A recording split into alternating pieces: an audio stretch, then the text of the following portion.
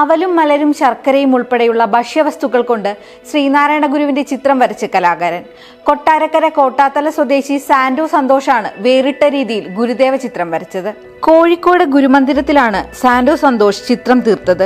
തന്റെ ചിത്രങ്ങൾക്ക് ഒരു പുതുമയുണ്ടാകണം എന്ന ആഗ്രഹത്തിലായിരുന്നു സന്തോഷ്. അവൽ, മലർ, ശർക്കര, പഞ്ചസാര തുടങ്ങിയ ഭക്ഷ്യവസ്തുക്കളാണ് അദ്ദേഹം ചിത്രത്തിനായി ഉപയോഗിച്ചത്. വീട്ടിൽ വെച്ച് ചിത്രം നിർമ്മിച്ച് വിജയം കണ്ടതോടെ നാട്ടുകാർക്കായി ഗുരുദേവന്റെ ചിത്രം നിർമ്മിച്ചു നൽകുകയായിരുന്നു. ഗുരുദേവ സമാധി ദിനത്തിൽ ഗുരുദേവ ചിത്രം വരച്ചതോടെ സാൻഡോയുടെ ചിത്രത്തിന് പ്രാധാന്യം വർദ്ധിച്ചു. കഴിഞ്ഞ പ്രാവശ്യം നിന്ന് വ്യത്യസ്തമായിട്ട് ഇപ്പോൾ ചെയ്തെന്ന് പറഞ്ഞു കഴിഞ്ഞാൽ അവല്, മലര്, ശർക്കര, കരിപ്പോട്ടി, പിന്നെ ചിരട്ടയുടെ കൈ 40ഓളം ചിരട്ടയുടെ കരി, ശർക്കര, അവലും എല്ലാം കൂടെ ഒരു 10-13 കിലോ. പിന്നെ പൂക്കൾ 18 കിലോ ഉണ്ട്. അപ്പോൾ ഒരു വെറൈറ്റി ആയിട്ട് ചെയ്തെന്ന് മാത്രമേ ഉള്ളൂ. അതിന് അടുത്ത പ്രാവശ്യം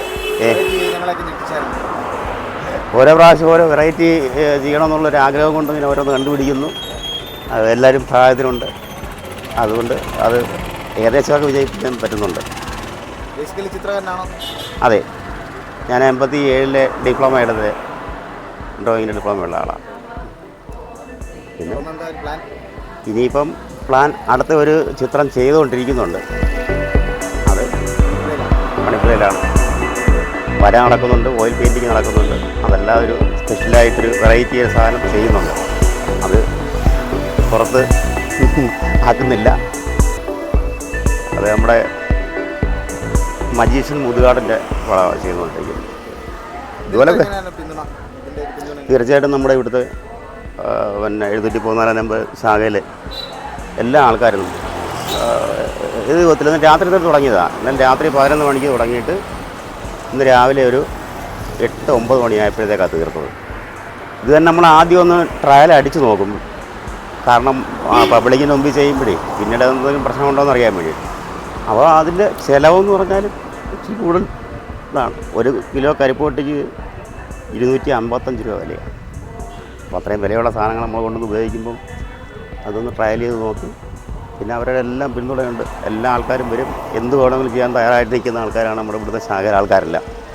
അതുകൊണ്ടാണ് നമുക്കിതൊക്കെ ചെയ്യാൻ പറ്റുന്നത്. അല്ലെങ്കിൽ ഒരു അവസരം, ഒരു കലാകാരനെ സംബന്ധിച്ചുള്ള ഒരു അവസരമാണ് ഏറ്റവും നമുക്ക് വലുത്. അങ്ങനെ അവസരം ഇല്ലാതായി കഴിഞ്ഞാൽ പിന്നെ നമ്മൾ കലാകാരനാവുന്നുമില്ല. കഴിഞ്ഞ വർഷം തെങ്ങിൻ പൂക്കുലകൾ കൊണ്ട് ഗുരുദേവ ചിത്രം വരച്ച് സോഷ്യൽ മീഡിയയിലടക്കം ശ്രദ്ധ നേടിയിരുന്നു.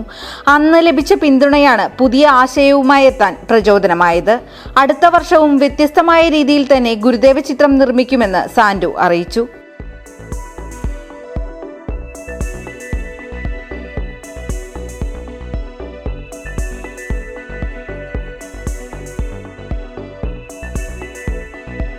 സമകാലിക മലയാളം, കൊല്ലം.